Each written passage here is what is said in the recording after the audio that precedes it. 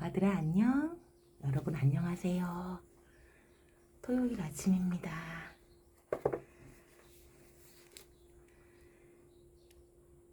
우주와 인생의 깊은 뜻 장자.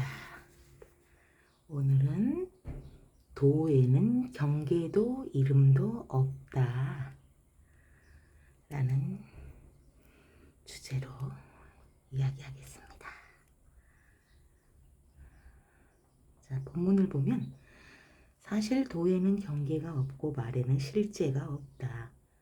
말 때문에 분별이 생겨나는데 이 분별에 대해 말해보기로 하자. 왼쪽과 오른쪽, 논의와 논증, 분석과 변론, 앞다툼과 맞결음 등이 있는데 이를 일러 8가지 속성이라 하지. 성인들은 우주 밖에 있는 초월적인 것에 대해 존재 정도는 이야기하지만 논의하려 하지는 않는다. 성인들은 세상 안에 있는 내재적인 것에 대해서도 논의하기는 하지만 논증하려 하지는 않는다.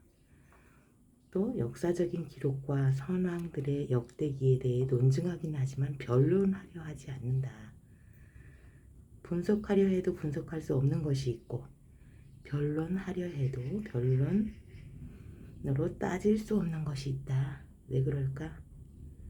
성인들은 도를 마음속에 간직하는데 보통 사람들은 서로 보이려고 변론을 한다. 그러므로 변론은 도를 보지 못해 생겨나는 것이라고 한 것이다.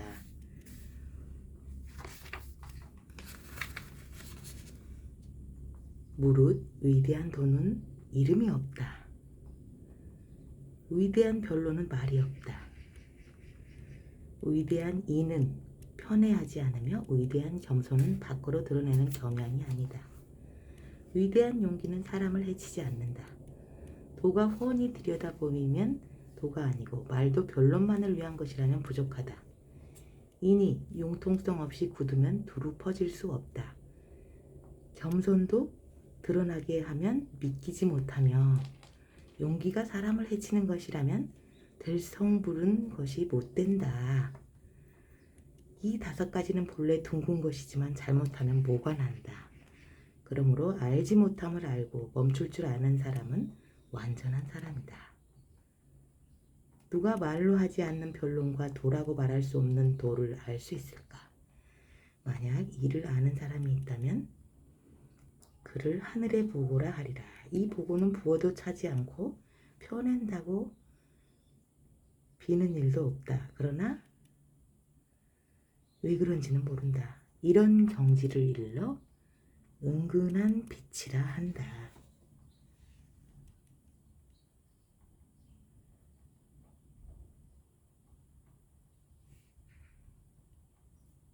자, 방금 읽은 본문은 사물 자체는 존재하나 거기에 경계가 없는 초이 분화의 경지에 대한 이야기랍니다. 도가 절대적인 하나이므로 그 안에 아무런 경계가 없고 봉하거나 꿰맨 자리가 없다는 것이래요. 아가들이 식사를 마쳤나봐요. 공중공중. 오늘 새 바닥을 깔아줬더니 또 보리수가 바닥 검열에 들어갔네요. 아이고, 우리 건이는 또 밥그릇 뒤집기. 건아, 왜 그래? 왜 그래? 그러지 마. 응? 엄마 뽀뽀. 엄마 뽀뽀. 옳지. 보리수도 그러지 마세요. 엄마 뽀뽀. 그러지 마세요. 자.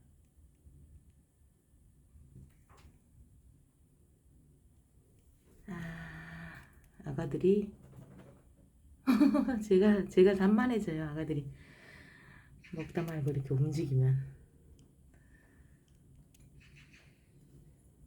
자, 다시 해석을 찾아서 왔어요.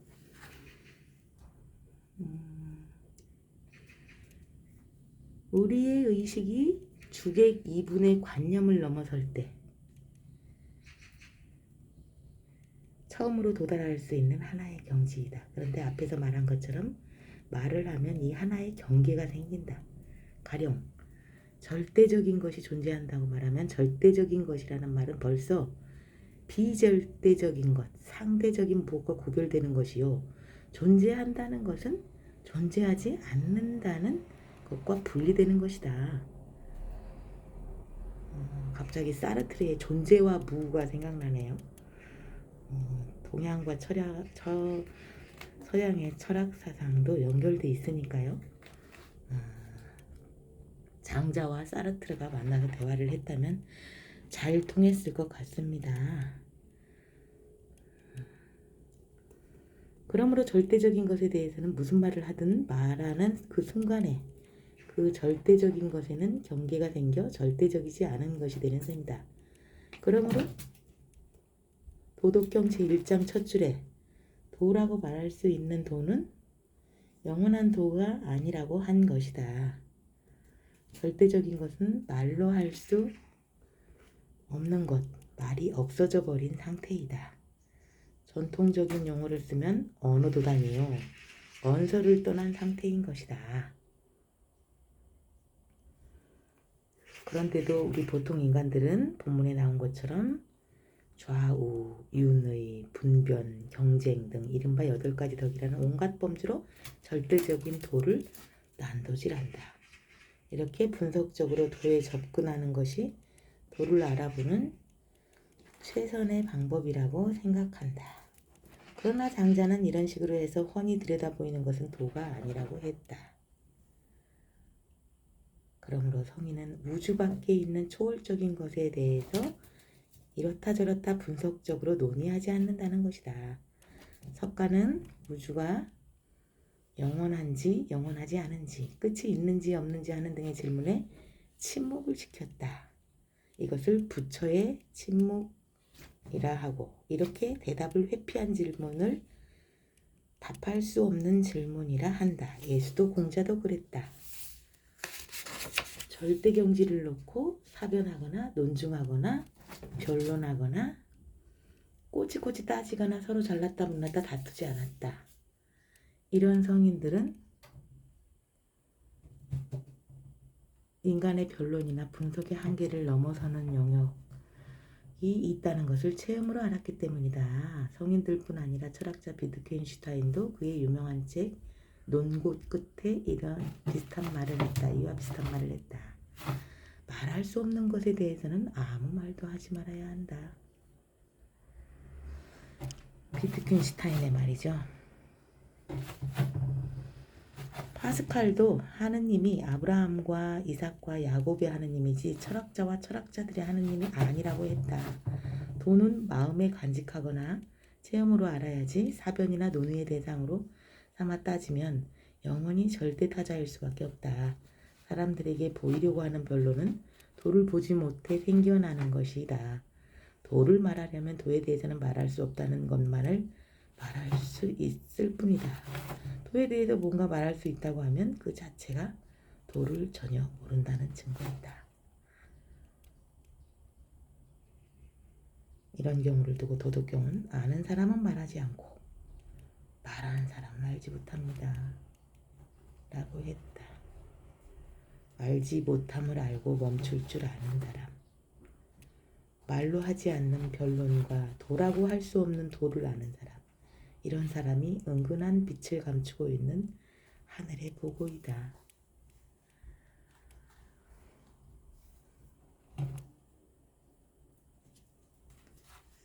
어떤 때는 해석 부분에서 더 난해해지는 때가 있어요. 근데 또 쉬운 부분은 쉽게 이해할 수 있는 부분이 있어서 다행인데, 자,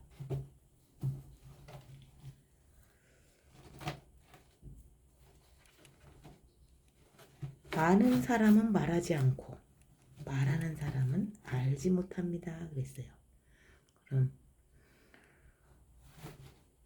아는 사람이 말하지 않는데 어떻게 안다는 것을 알죠? 말로 표현하지 않는 거는 만약에 예를 들어 사람이 자기의 마음을 말로 표현하지 않았어요. 근데 물론 눈빛이나 행동으로도 느낄 수는 있지만 말로 본인이 자신의 마음을 생각을 표현하지 않았는데 어떻게 알아차리죠? 이심전심이란 말도 있지만 그렇게 마음으로 느끼고 추측하고 그러다가 오해가 생기고 착각이 생기잖아요. 저는 참 뭐 도는 진짜 뭐 네, 아는 사람은 말하지 않고 말로 표현도 안 하는데 안다는 걸 어떻게 아냐는 거죠. 또 말하는 사람은 알지 못한다.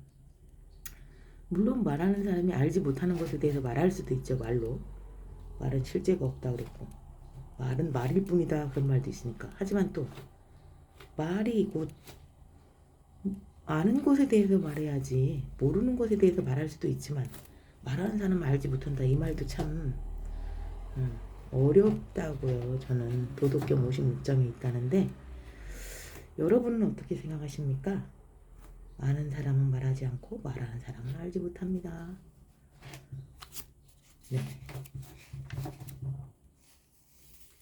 물론 도에는 경계도 없고 이름도 없다. 이건 참 멋진 표현인데요. 이렇게 그 도에 경계가 없고 말에 실제가 없다. 이것도 좋은데 마지막 아는 사람은 말하지 않고 말하는 사람은 알지 못합니다. 이 부분에 대해서는 한번 제가 읽는 이 장자나 아니면 이 고광남 교수님이 도덕경을 같이 데려오는데 같이 한번 댓글로 나눔을 했으면 좋겠네요. 제가 이 부분 참 난해해서요. 근데 우리 아가들이 또 제가 싫어하는 먹이를 이렇게 주었는데도 불구하고 이렇게 뜯지 말고 나오세요. 건이 왜 배변 패드를 물어 뜯을까요? 무슨 불만을 표현하는 걸까요? 불만 있어 건이? 여러분 오늘 토요일이에요. 즐거운 주말 되시고 우리 건이도 좋은 주말. 응? 건아 그거 하면 안 돼. 나와. 옳지. 똥을 이렇게 싸놨네. 똥 싸놨네요. 똥 치워야 되겠어요. 자 건이 왜 거기 갔어? 응? 안녕. 보리수는 어딨니? 또 만나요. 자